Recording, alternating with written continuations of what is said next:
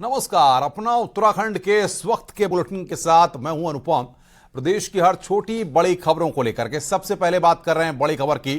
उत्तराखंड का पहाड़ी फल काफल प्रधानमंत्री नरेंद्र मोदी को बेहद पसंद आया है। सीएम पुष्कर सिंह धामी ने पीएम मोदी को काफल भेंट किए थे।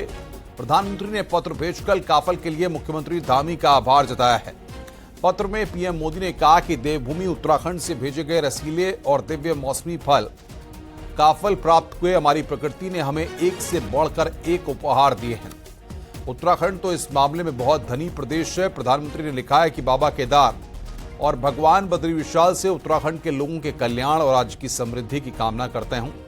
प्रधानमंत्री ने लिखा है कि काफल उत्तराखंड की संस्कृति में भी रचा बसा है। इसका उल्लेख विभिन्न रूपों में यहाँ के लोकगीतों में भी पाया जाता है। उत्तराखंड जाएं और वहां मिलने वाले विभिन्न प्रकार के पहाड़ी फलों का स्वाद न लें तो यात्रा अधूरी लगती है। गर्मियों के मौसम में पककर तैयार होने वाले काफल राज्य में आने वाले पर्यटकों में भी खासे लोकप्रिय हैं।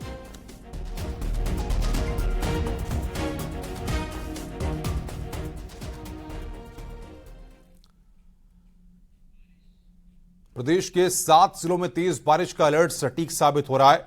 देहरादून में भी आज झमाझम बारिश हुई है, जिससे सड़कों पर जलभराव की स्थिति देखने को मिली। देहरादून, हरिद्वार, टिहरी, पौड़ी, नैनीताल, हल्द्वानी, बागेश्वर में 8 जुलाई तक तेज बारिश का अलर्ट है।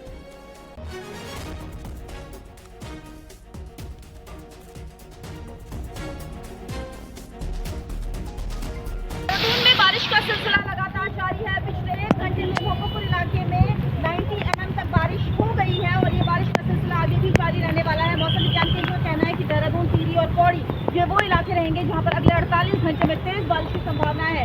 सड़कें देखिए आप किस तरीके से लबालब हो चुकी हैं। इस बारिश की वजह से जगह जगह पर जाम लग रहा है। वाटर लॉगिंग अलग हो रही है, यानी ये कहा जा सकता है कि बारिश परेशानी का सबब बन गई है। अगले 48 घंटे प्रदेश में तेज बारिश की संभावना है और इसके मद्देनजर ऑरेंज अलर्ट दिया गया है। कैमरा पर्सन राकेश रावत के साथ न्यूज़ 18 के लिए देहरादून से भारतीय। देहरादून में 2 से 3 घंटे की बारिश ही मुसीबत बनकर आई है। यहां के रिस्पना इलाके में करीब 3 फीट तक पानी भर गया है। हालात ये रहे कि कई कारें पानी में आधी से ज्यादा डूबी रहीं। कुछ गाड़ियों को बारिश रुकने पर क्रेन के द्वारा बाहर निकाला गया। फिलहाल ये स्थिति देहरादून के कई इलाकों में दिखाई दी है। रिस्पना सड़क है और लगातार जो बारिश हो रही है उसके बाद आप देखेंगे यहाँ पर इस तरीके से पूरा जो रिस्पना की सड़क है पूरी तरह से पानी से लबालब गाड़ियाँ इसमें फंस चुकी हैं। और बाकायदा ये पहला मौका होगा जब रिस्पना के इस पानी में यहाँ पर पूरा तालाब बन गया रिस्पना की ये सड़क, और यहाँ पर गाड़ियों को निकालने के लिए बाकायदा क्रेन बुलानी पड़ी। आप देखिए किस तरह का यहाँ पर मंजर है और कमोबेश ये हालात पूरे देहरादून में है। पानी की निकासी न होने के चलते लोगों को भारी दिक्कतों का सामना करना पड़ रहा है। करीब आधे घंटे तक ये कार, जिसको अभी टो किया गया क्रेन के जरिए, ये यहाँ पर डूबी रही इस पानी में।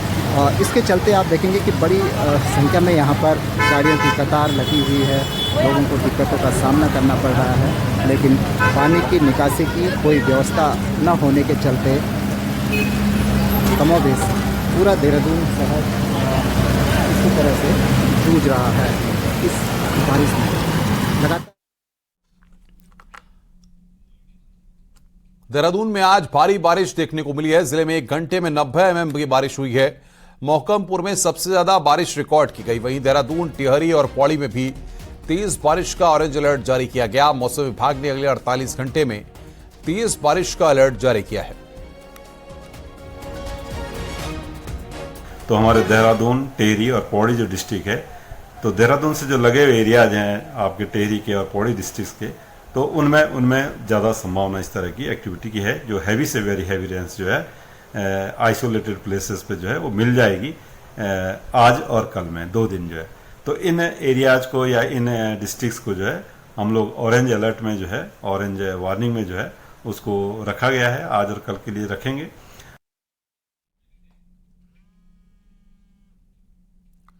देहरादून में लगातार हो रही बारिश से राज्यपाल के कार्यक्रम में भी खलल पड़ गया है। दरअसल गवर्नर गुरमीत सिंह आज शिवनाथ संस्कृत हॉस्टल के उद्घाटन कार्यक्रम में गए थे, लेकिन बारिश का पानी कार्यक्रम स्थल में भी भर गया। वहीं इस दौरान राज्यपाल को भाषण देते हुए देखा गया। मंच के नीचे पूरा पानी भरा हुआ है। हालांकि लोग भी बैठे रहे, लेकिन कार्यक्रम में जरूर खलल पड़ गया।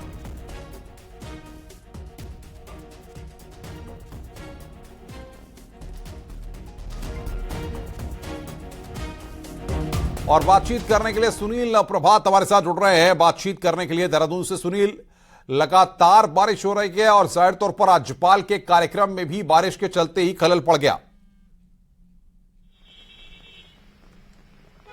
देखिए अनुपम, देहरादून का कोई भी इलाका, चाहे आप घंटाघर की बात करें जो हार्ट ऑफ सिटी जिसको कहा जाता है, या फिर आप आईएसबीटी की बात करें, आराघर की बात करें, कहीं भी आप देखें हर जगह आपको ये नजारा देखने को मिल जाएगा। आप जिस तरह से देख सकते हैं ये डालनवाला का एरिया है और पूरी तरह से ये सड़कें लबालब बनी हुई हैं। यही हाल नगर की देहरादून की जो मुख्य सड़कें हैं, मुख्य मार्गों पर भी आपको ये देखने को मिलेगा। तो गलियों में, चौराहों में भी आपको इसी तरह के हालात देखने को मिलेंगे।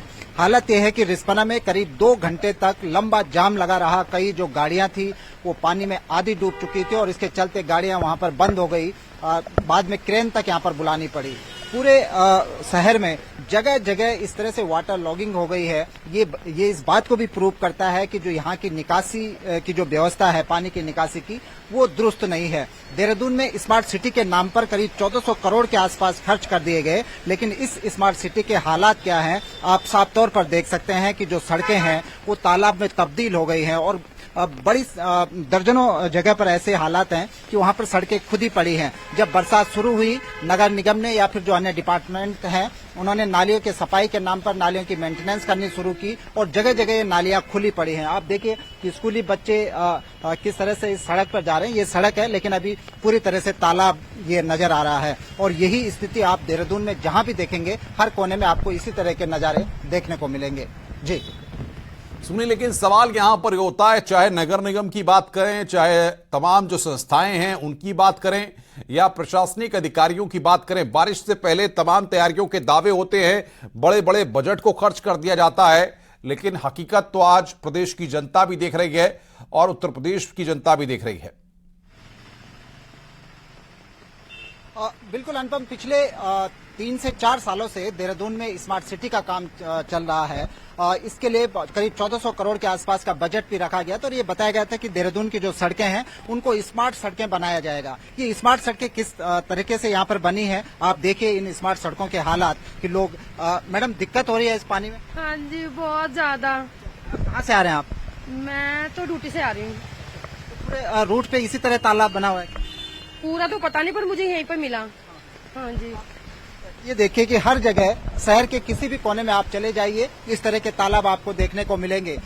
इस मानसून सीजन के नाम पर अधिकारियों की मीटिंगें होती हैं कि मानसून में सड़कें दुरुस्त रखी जाए, नालियों को खोला जाए, लेकिन हालात ये हैं कि जो मीटिंग बंद कमरों में होती है ग्राउंड जीरो पर, उसकी हकीकत सबके सामने है। आप टीवी स्क्रीन पर इस दृश्य को देख सकते हैं और आप इसी से अंदाजा लगा सकते हैं कि पूरे देहरादून में अभी इसी तरह के और इससे भी बदतर हालात हैं सड़कों के कि जगह जगह सड़कें तालाब में तब्दील हो गई हैं। जी सुनील, आप नजर बना के रखिए, आगे भी हम आपसे अपडेट लेंगे। सुनील प्रभात ग्राउंड जीरो पर हैं और बारिश के दौरान वहां पर ग्राउंड जीरो पर रह करके रिपोर्टिंग कर रहे हैं। समझिए, आप एक रिपोर्टर के लिए इन परिस्थितियों में आप तक खबर पहुंचाना और सच्चाई से रूबरू कराना कितना मुश्किल होता है।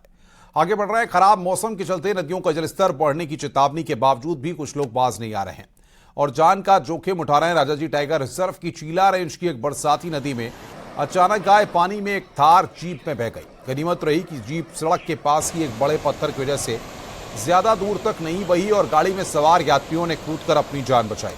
सभी यात्री दिल्ली के बताए जा रहे हैं। जीप के फंसने का वीडियो भी सामने आया है। इसमें बरसाती नदी के उफान पर आने से नदी के दोनों तरफ लोग खड़े हुए नजर आ रहे हैं। नदी का पानी कम होने के बाद में जीप को ट्रैक्टर के जरिए बाहर निकाला गया।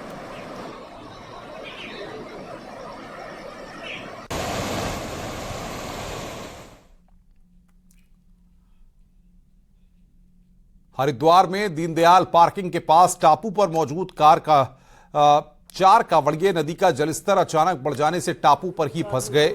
इसके बाद मौके पर मौजूद लोगों ने इसकी सूचना पुलिस को दी। सूचना मिलने पर जल पुलिस के जवानों ने टापू पर पहुंचकर चारों लोगों का रेस्क्यू किया और उन्हें बाहर निकाला। बचाए गए कावड़ियों में 3 युवक दिल्ली के रहने वाले हैं जबकि एक उत्तर प्रदेश के गोरखपुर का रहने वाला है। आपको बता दें कि पुलिस लगातार लोगों से गहरे पानी की ओर न जाने की अपील कर रही है।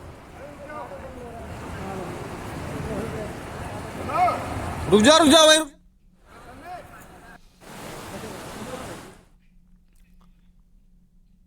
उत्तरकाशी में पिछले कुछ दिनों से हो रही बारिश से नदियों का जलस्तर बढ़ा हुआ है।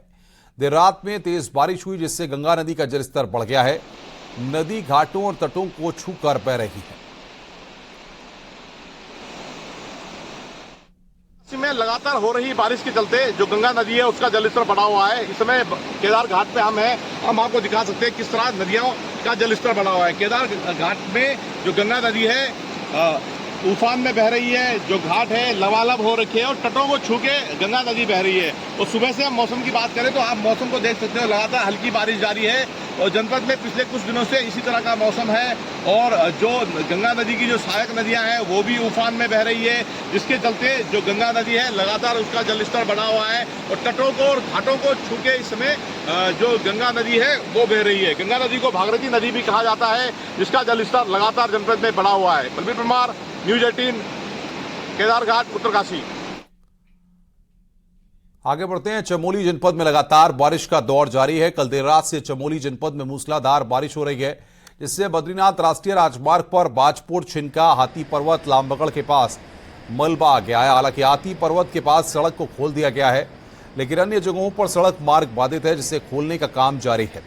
लेकिन लगातार हो रही बारिश से सड़कों पर मलबा गिरने का सिलसिला भी जारी है।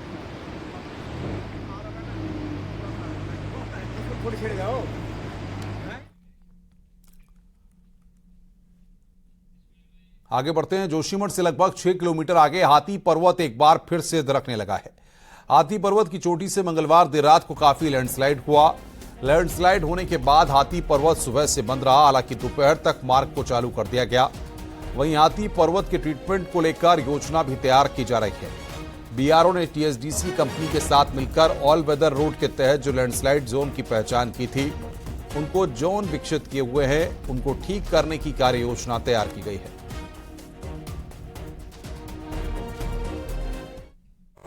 पहाड़ों में लगातार बारिश हो रही है और बारिश की वजह से लैंडस्लाइड की तस्वीरें भी सामने निकल कर आ रही हैं। हाथी पहाड़ के ठीक सामने हम इस समय खड़े हैं और मंगलवार को लगातार लैंडस्लाइड होता रहा हाथी पर्वत पर। रात भर जोशीमठ के लोग जागते रहे, क्योंकि लगातार जोशीमठ नगर के ठीक सामने ये पहाड़ी है। और आप देखिए ऊपर जो हम आपको दिखाएंगे कैमरे के माध्यम से, जो ये नया लैंडस्लाइड हुआ है ये इन दिनों बरसात के दौरान ही विकसित हो रहा है। यहाँ पे लगातार चट्टानें टूट रही हैं, बड़े बड़े पत्थर गिरकर नीचे की तरफ आ रहे हैं, जिसकी वजह से हाईवे भी घंटों तक बाधित रह रहा है। जो आफत की बारिश जो पहाड़ों में हो रही है वो लगातार दिखाई दे रही है। इसके अलावा अगर हम बात करेंगे तो हाथी पर्वत के ट्रीटमेंट के लिए भी योजना तैयार की जा रही है। बीआरओ टीएडीसी कंपनी के साथ मिलकर इसके ट्रीटमेंट की तैयारी कर रहा है। यहाँ पे घास लगाने की योजना है, जालियां लगाने की योजना है। हाथी पर्वत ही नहीं बल्कि बलदोड़ा पुल, पटमिला और हनुमान चट्टी, ये 3-4 स्थान ऐसे हैं जिस पर ऑल वेदर रोड के बाद काफ़ी लैंडस्लाइड जोन विकसित हुए हैं। अब उनके ट्रीटमेंट के लिए भी योजना तैयार की जा रही है। नितिन सेमाल, न्यूज़ 18, बद्रीनाथ राष्ट्रीय राजमार्ग, हाथी पर्वत। खबरें और भी हैं। फिलहाल ब्रेक के लिए, ब्रेक के बाद जल्द हाजिर होते हैं।